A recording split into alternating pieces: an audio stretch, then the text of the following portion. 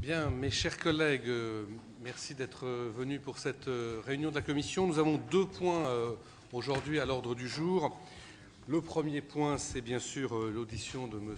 Laurent Fabius, toujours ministre des Affaires étrangères et du Développement international, et toujours surtout président de la COP21, et qui vient à ce titre-là pour nous parler de l'accord de Paris. Et ensuite, nous aurons un deuxième point pour désigner un rapporteur sur la proposition de loi adoptée par l'Assemblée nationale sur l'économie bleue. Monsieur le Président, Monsieur le Ministre, merci beaucoup d'être venu et d'avoir maintenu cet engagement malgré une journée particulièrement chargée et importante pour vous, puisque vous avez annoncé ce matin que vous alliez quitter le gouvernement, que le Président de la République a annoncé qu'il souhaitait vous nommer président du Conseil constitutionnel. Vous permettrez aux Normands que je suis de me réjouir qu'un Normand succède à un autre Normand. Vous avez dit que quoi qu'il adviendrait, vous resteriez président de la COP21. Je pense que vous allez sans doute nous le confirmer dans quelques instants. En tout cas, nous sommes très heureux que vous ayez accepté de venir aujourd'hui devant notre commission qui est, comme vous le savez, chargée du développement durable et qui, à ce titre, est directement concernée, évidemment, par la conférence de Paris, qui a été, comme beaucoup d'observateurs l'ont souligné, un succès. Le Sénat a beaucoup travaillé au cours de l'année dernière pour préparer cette conférence, puisque l'ensemble des commissions, l'ensemble des délégations s'est mobilisé. Notre collègue Jérôme Bignon a fait adopter à l'unanimité du Sénat une résolution sur le rôle des territoires dans la lutte contre les dérèglements climatiques. Et nous avons ici, dans le cadre de l'Union interparlementaire, accueilli près de 400 parlementaires le 6 décembre. Et nous avons élaboré un document final qui a été la contribution des parlements à la conférence. Alors, si nous avons souhaité vous inviter aujourd'hui, c'est non pas pour parler de la manière dont tout ça s'est passé, mais bien davantage pour se projeter vers l'avenir, pour analyser l'accord, envisager la période qui s'ouvre, parce qu'il nous paraît très important que l'enthousiasme qui est né de cet accord ne retombe pas et qu'au contraire, il soit un moteur pour aller plus loin au cours des prochains mois. La plupart des observateurs, je l'ai dit, ont souligné que c'était un bon accord, car il montre la voie à suivre. Cet accord, je crois pouvoir le dire, est un succès pour notre pays, c'est un succès pour la communauté internationale et c'est un succès pour la planète. Le hasard du calendrier a fait que j'ai rencontré hier, dans le cadre de l'Union interparlementaire, notre ambassadeur aux Nations Unies qui soulignait justement à quel point cet accord avait été positif pour renforcer le rôle de la France à l'ONU, non seulement sur les questions de développement durable, mais d'une manière plus générale. Alors cet accord est plus ambitieux que ce que l'on avait craint à un moment donné. Il faut néanmoins observer qu'il n'a pas à ce stade de portée juridiquement contraignante. Il est plus contraignant politiquement, pour reprendre une formule de Pierre Radane, qui est une formule qui me paraît tout à fait adaptée. Cet accord nécessite maintenant des mesures d'application. Il faut qu'elles soient rapides et à la hauteur des enjeux. Les contributions nationales qui ont été produites par les États ont été quelque chose de tout à fait innovant et constructif. En même temps, elles montrent bien que l'objectif du réchauffement limité à 1,5 degré n'est pas aujourd'hui atteint sur la base de ces contributions. On est plutôt sur une base de 3 degrés. De la même manière, il reste un certain nombre de questions sur le volet financier, notamment l'alimentation du Fonds vert ou l'aide aux pays les plus pauvres. On a observé aussi qu'un certain nombre de termes n'ont pas pu être mis dans l'accord, tels que le terme énergie fossile ou prix du carbone. Et donc, la grande question que j'aimerais vous poser, ou la question principale plutôt, c'est et maintenant, qu'est-ce qui se passe ? Comment allez-vous mobiliser les pays pour que cet accord puisse vraiment prendre forme ? Combien de pays, d'après vous, vont être à New York pour signer cet accord le 22 avril ? Combien de pays vont ratifier avant l'automne prochain ? Je sais que c'est l'objectif que vous avez fixé à la France, vont ratifier cet accord. Il y a un Conseil européen le 4 mars prochain. Qu'en attendez-vous? Et puis, par rapport à la COP 22 qui doit se tenir à Marrakech en décembre, en novembre, pardon, que faut-il en attendre et comment faire en sorte que cette COP soit utile? Voilà, Monsieur le Ministre, quelques-unes des questions qui se posent et que se posent nos collègues qui, si vous le permettez, bien sûr, vous interrogeront après vous avoir entendu présenter un exposé liminaire. Merci beaucoup, Monsieur le Président. Merci infiniment. Et puis, merci à tous d'avoir la gentillesse de m'accueillir. C'est vrai que c'est une journée un peu particulière, mais je pense que quand on a pris des engagements, il faut les honorer. Donc, ça me fait plaisir d'être parmi vous. Et c'est une occasion pour moi de souligner à quel point les parlementaires, que ce soit d'ailleurs les sénateurs ou les députés français, ont joué un rôle utile dans ce qu'on appelle la diplomatie parlementaire. Vous avez beaucoup travaillé, bien travaillé, des rapports, des contacts très importants pour convaincre un certain nombre de nos partenaires. Et donc, je veux beaucoup vous en remercier. Alors, je vais essayer de répondre à vos questions. Ensuite, bon, il y aura tout un débat. Je ne sais pas, est-ce qu'une heure, ça vous paraît convenable? C'est quelque chose qu'on peut essayer de tenir entre les questions et les réponses. Je vais faire quelques remarques générales, enfin pas trop générales, et ensuite je vais essayer de répondre à vos questions, à vous, Monsieur le Président, et puis ensuite à vous tous. C'est vrai que ça a été un grand succès. D'ailleurs, salué par tous, et les mécanismes, vous le savez, qui exigeaient que pour qu'il y ait accord, il fallait qu'il y ait un consensus mondial, ont fait que personne n'a boudé son plaisir.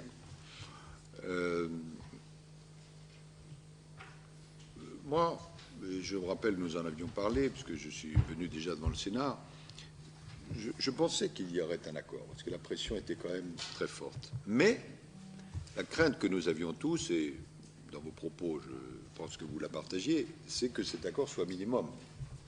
C'était ça le problème. Je me rappelle de discussions que j'avais eues avec tel ou tel d'entre vous. Et là, nous avons pu obtenir que cet accord existe, qui est probablement le plus important accord international depuis le début du siècle et qui nous engage, je reviendrai en quels termes, pour aujourd'hui et pour demain et pour après-demain, mais qu'il soit à un niveau d'exigence considérable. Donc, nous pouvons à tous nous dire bravo. Et c'est vrai, la remarque que vous faisait notre représentant permanent, si j'ai bien compris, M. Delattre, que tout le monde a salué la France en disant écoutez, voilà, vous avez joué votre rôle et le multilatéralisme, finalement, et la diplomatie, pas toujours, mais dans certaines occasions, peuvent conduire à des accords. Donc, très bien. Ensuite, il ne s'agit pas simplement de conclure un accord, même si c'est essentiel, il s'agit de l'appliquer. Alors, sur l'accord lui-même, quelques réflexions. Vous l'avez sans doute lu, ce n'est pas du Flaubert, on va dire.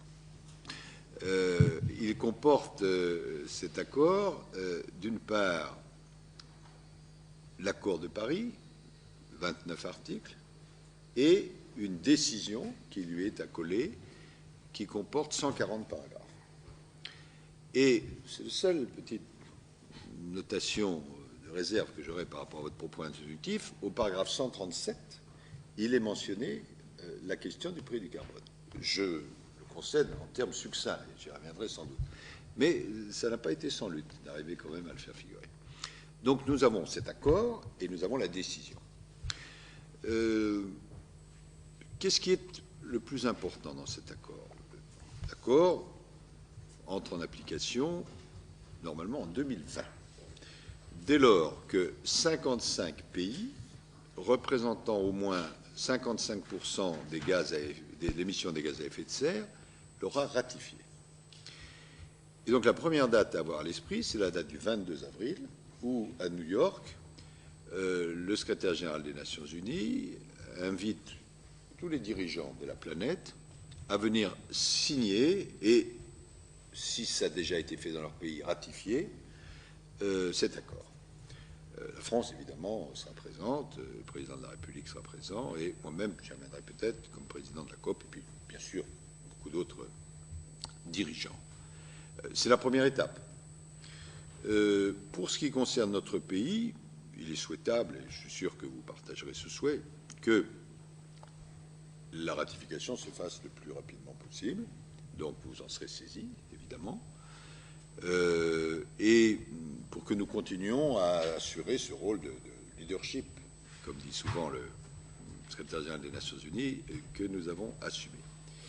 Les autres pays d'Europe, il faut qu'ils aillent aussi vite que nous, ou même plus vite que nous, avec cette particularité juridique que je signale en passant, c'était des beautés juridiques, que chaque pays d'Europe compte pour un, donc nous sommes 28, ça fait 28 signatures, 28 ratifications, et l'Union européenne compte également pour un, mais ne pourra ratifier que lorsque les 28 auront ratifié.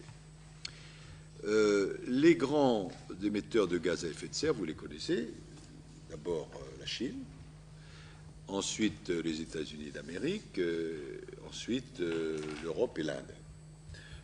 Les proportions, je cite de mémoire, je pense que la Chine ça doit représenter quelque chose comme 28%, c'est l'ordre de grandeur. Les États-Unis ça va être autour de 20%, l'Inde et l'Europe autour de 15-11%. Bon.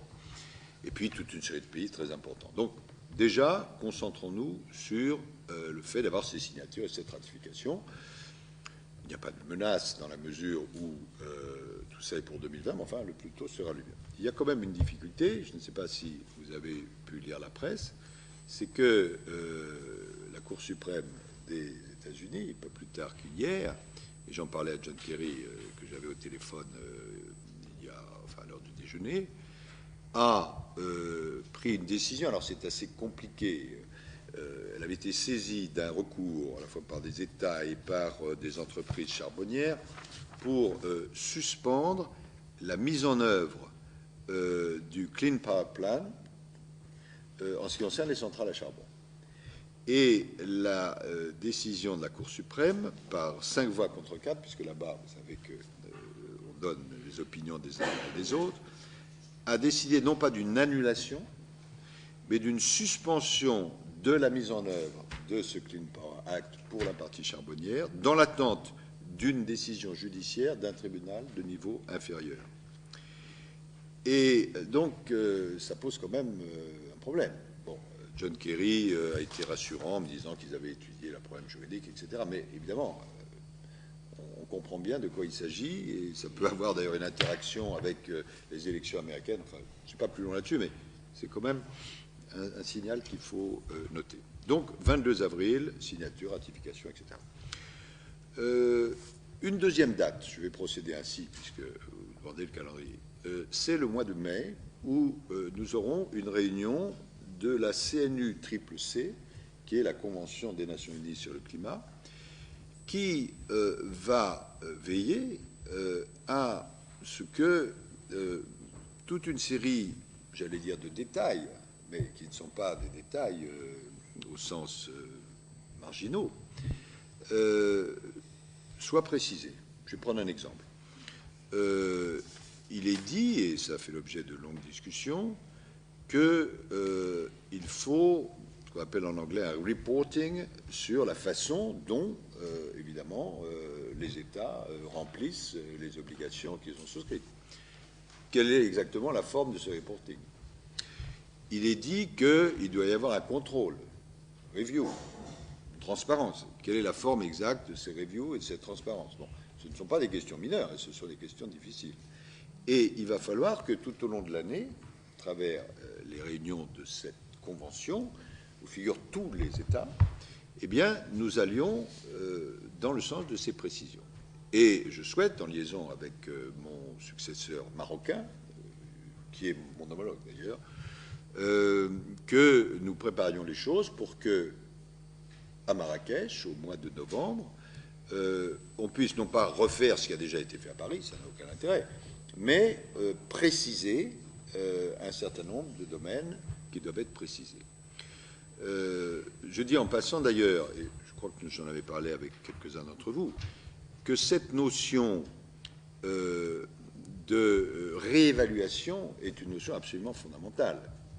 Et nous avons obtenu, c'est dans le texte, qu'en 2018, il y ait, je simplifie, un réexamen. Bien sûr, l'accord de Paris entre en application en 2020, mais en 2018, on fera le point. Et mon espérance, notre espérance, c'est que ça pousse, évidemment, les différentes parties prenantes à aller plus loin. L'un des traits marquants de cette conférence de Paris, ce sont les engagements qu'ont pris les États, ce qu'on appelle en anglais INDC. Là, c'est aussi une bonne surprise à laquelle nous avons travaillé, puisque nous avons 187 pays sur 195 qui se sont engagés. Alors, les engagements sont plus ou moins ambitieux, mais ce sont des programmes. Voilà ce que nous allons faire en 2020, 2025, 2030 en matière d'énergie et plus largement en matière d'émissions de gaz à effet de serre.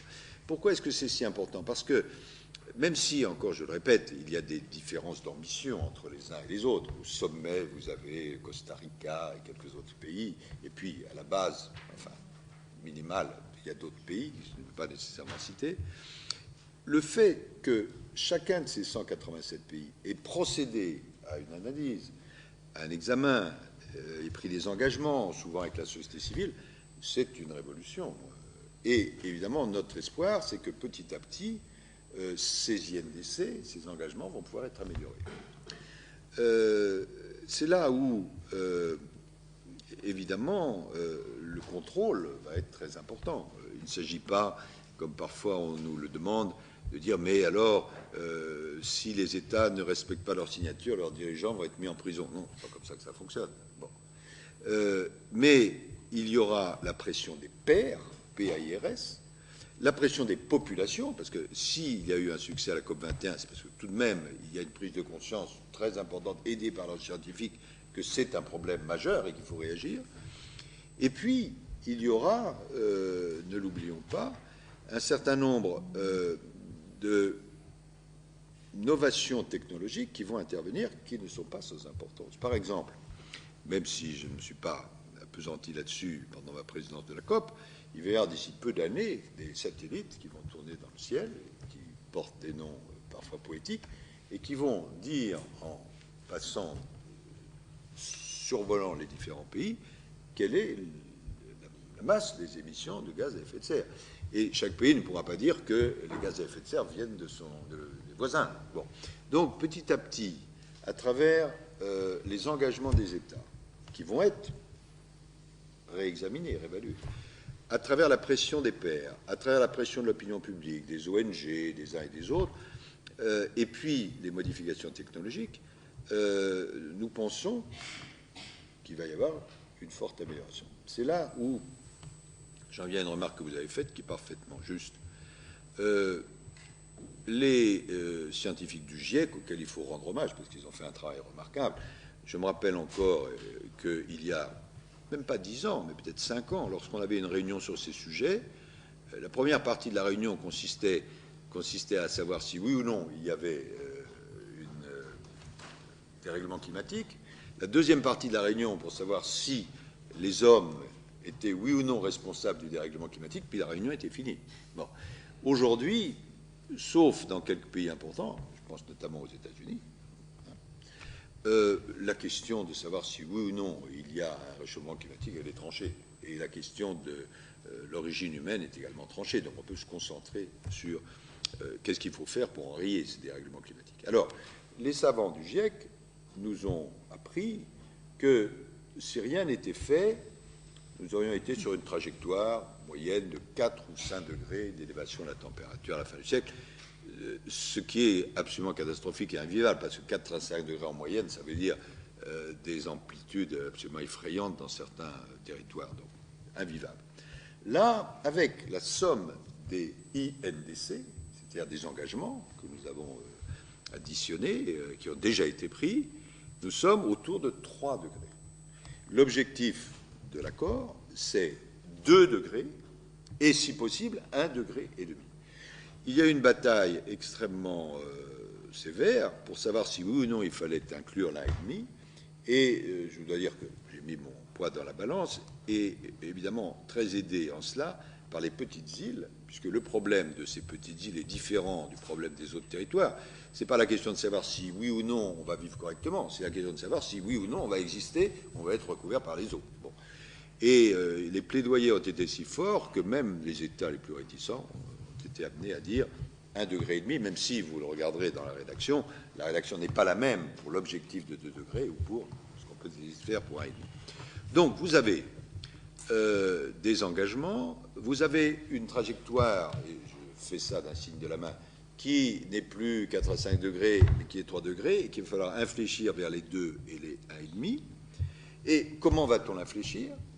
Par un réexamen périodique des INDC, des engagements, par des novations technologiques, j'y reviendrai dans un instant, et par une prise de conscience de plus en plus forte que le phénomène est d'une grande ampleur. Et mon opinion personnelle, moi qui au départ n'étais absolument pas un spécialiste, mais enfin qui maintenant commence à comprendre à peu près le sujet, ce serait dommage sinon, c'est que le dérèglement va aller beaucoup plus vite que ce qu'on pense, et que donc l'action va devoir être beaucoup plus ample que ce qu'on pense.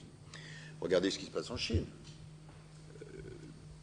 Beaucoup d'entre vous connaissent bien la Chine.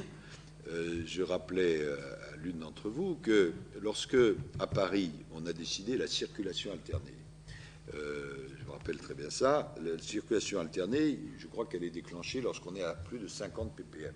Bon, moi, je me trouvais à Pékin ce jour-là, et on était à 600. Donc, bon, alors, la vie est invivable.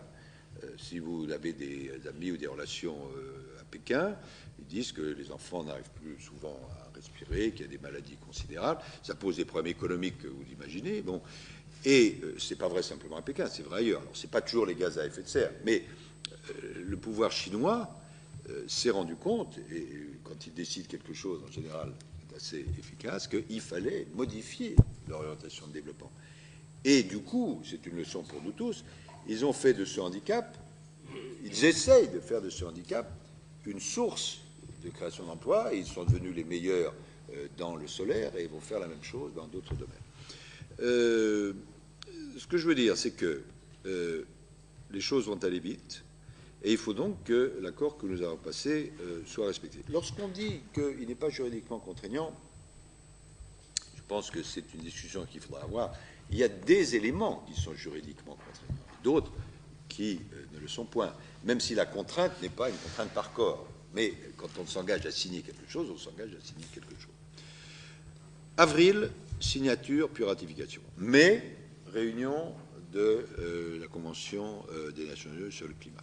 Ensuite, il y a quelques dates qui vont jalonner l'année. Vous aurez au mois de juin ou juillet la fameuse réunion de Petersberg où chaque année, à l'invitation de Mme Merkel, se réunissent toute une série d'autorités et on fait le point. Vous aurez certainement au mois de septembre, lors de l'Assemblée générale des Nations Unies, évidemment, toute une série d'initiatives. Et puis vous aurez beaucoup d'autres réunions. Et, deuxième aspect sur lequel je veux insister, beaucoup de réunions non gouvernementales.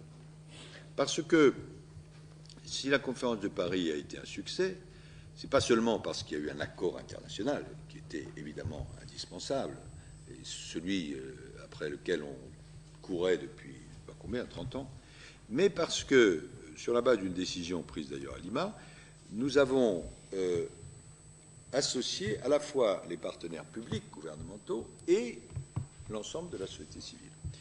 Et donc, vous avez toute une série d'accords qui parfois sont entre gouvernements, parfois entre privés, parfois entre publics et privés, qui font la force et la vie de ce qu'on appelle l'accord de Paris, mais qui est plus que l'accord de Paris. Par exemple, en face de moi, M. Dantec, qui connaît ce sujet parfaitement, les collectivités locales, que ce soit les régions, les communes, se sont engagées à obtenir un certain nombre de résultats. Et quand on regarde qui émet des gaz à effet de serre, ce n'est pas les gouvernements directement. Bon. Ce sont beaucoup les collectivités, beaucoup les entreprises, beaucoup d'autres éléments. Et donc si, comme ça commence à être le cas, les collectivités locales, les grandes villes, les grandes régions, disent voilà ce que nous ferons en matière de transport, en matière de logement, en matière de ceci, en matière de cela, et si elles s'engagent vraiment, et ces engagements figurent dans une plateforme qui s'appelle NAZCA, N-A-Z-C-A, qui est auprès des Nations Unies, là vous avez une masse de manœuvres considérable. Ajoutez à cela des engagements qui ont été pris par les États et les entreprises, ou les entreprises, je donne quelques exemples. Nous avons pris des engagements, et il est impérieux de les tenir vis-à-vis de l'Afrique en matière de raccordement énergétique. Vous savez que c'est une nécessité parce que les Africains, qui sont une perspective de développement considérable, sont beaucoup moins raccordés que nous. Et nous avons donc pris des engagements financiers, nous, la France et beaucoup d'autres, il va falloir les tenir. J'y reviendrai s'il y a des questions là-dessus. Il y a eu l'initiative solaire internationale, ce qu'on appelle l'Alliance solaire internationale, autour du Premier ministre Modi, mais la France y participe, et tous les pays entre le tropique du Cancer et le tropique du Capricorne, pour développer l'énergie solaire. Vous avez l'initiative qui s'appelle la Mission Innovation, lancée par le président Obama, François Hollande, Bill Gates et un certain nombre d'investisseurs, dont l'idée est augmentons les dépenses de recherche, les crédits de recherche et d'investissement, que nous soyons les États ou les partenaires privés, il va y avoir des sauts technologiques, et ces sauts technologiques vont nous permettre d'atteindre ces 2 degrés ou ces 1,5 degrés qui ne sont pas accessibles avec les technologies actuelles. Mais quand vous voyez à quel point il y a eu déjà des progrès technologiques, et surtout des modifications radicales des coûts comparés entre les énergies, je pense que nous allons assister, heureusement, à de nouveaux progrès technologiques qui doivent rendre possible, et en même temps positif en termes de création d'emplois, ce qui aujourd'hui apparaît très difficile. Donc tout ça a été fait à Paris, à la fois l'aspect juridique proprement dit, l'accord de Paris, et l'agenda pour l'action. Et cet agenda pour l'action, nous allons le décliner toute l'année. C'est là où intervient un nouveau concept. Quand vous lisez la décision qui est avec l'accord de Paris, vous apercevez qu'il a été décidé que chaque président de COP désignera un champion ou une championne qui est une personnalité connaissant le sujet et qui va suivre les différents problèmes et particulièrement s'occuper de la question agenda pour l'action. Bon, j'ai désigné Madame Tubiana, que vous avez peut-être auditionnée, qui est une femme très compétente, qui m'a beaucoup aidé dans cette entreprise. Mon collègue marocain va désigner une femme ou un homme pour travailler avec elle, et comme ça, si vous voulez, la liaison se fera. De la même manière que nous avons été très puissamment aidés par nos amis péruviens, qui ont très utilement préparé le terrain, nous allons travailler avec nos amis marocains, pour qu'ils ne fassent pas exactement la même chose que nous, parce que ça n'aura aucun intérêt, mais qu'ils aillent dans la même direction et qu'ils portent plus loin les choses. Et donc il y aura toute l'année, par exemple, je pense, en voyant M. Dantec, que c'est à Nantes, au début septembre, qu'il y aura un grand rassemblement pour faire le point sur où en sont les collectivités locales. C'était au niveau de l'ONU, M. Bloomberg, qui s'occupait de ça, mais il est possible qu'il ait d'autres activités. C'est très important, parce que là, c'est vraiment des choses où il y a des engagements, alors là, extrêmement précis. Même chose pour l'Alliance solaire internationale, etc. etc. Voilà le calendrier. Alors, votre serviteur, bon, moi, j'ai été élu comme président de la COP, et bon, maintenant, comme vous le savez, je vais avoir j'étais ministre, je vais avoir d'autres fonctions, mais il y a parfois une confusion. Ce n'est pas moi qui dirigeais la délégation française. La délégation française était dirigée par le ministre de l'Environnement, de l'écologie. Et donc moi, mon rôle était d'essayer de faire en sorte que tout le monde s'accorde pour arriver à un accord. C'est une fonction internationale provisoire, parce qu'elle prend fin en novembre, enfin fin octobre, bénévole, et j'ai consulté mes collègues d'autres pays, et ils ont pensé que c'était mieux que je reste là, parce que, disons qu'on a créé quand même une atmosphère, vous savez comment c'est très difficile à recommencer à partir de rien. Bon, voilà. Donc je vais aider tout en, bien sûr, respectant les prérogatives des uns et des autres. Voilà ce qui est prévu. Je termine en disant que très souvent, la question du dérèglement climatique est présentée comme une contrainte, et c'en est une. Mais il faut que nous arrivions petit à petit à ce que ce risque soit aussi une chance, que nous développions, en particulier nous, Français, toute une série d'activités économiques qui permettent de rester dans le wagon de tête des pays qui ont compris cela et qui aident. Alors, c'est vrai en particulier par rapport à nos amis africains, où il y a un énorme travail à faire. C'est vrai dans tous les pays du monde, et pour vous tous qui, dans vos départements, vous souciez à juste titre de l'économie, des PME, etc., nous essayons d'organiser les choses pour que le thème de la ville durable, le thème de ceci et le thème de là, permettent évidemment de faire avancer nos projets.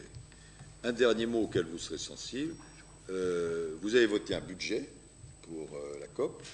Je rends hommage vraiment aux fonctionnaires qui ont suivi tout cela, qui ont été vraiment remarquables. Et l'un d'entre eux, qui s'appelle M. Guignard, que vous avez peut-être vu, qui a suivi toute cette partie, qui n'est pas la plus facile, a été, à ma demande, très attentif aux aspects financiers. Et non seulement nous ne dépasserons pas le budget, mais je crois que nous serons en dessous.